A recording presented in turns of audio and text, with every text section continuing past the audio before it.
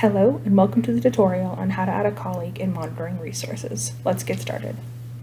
Begin by opening any web browser and navigating to monitoringresources.org. Once logged in, click on your name in the top ribbon of the page. This will lead to your Monitoring Resources user profile.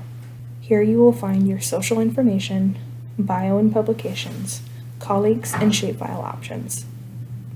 Under Colleagues, you will be able to see the list of your current colleagues, as well as who has added you as a colleague.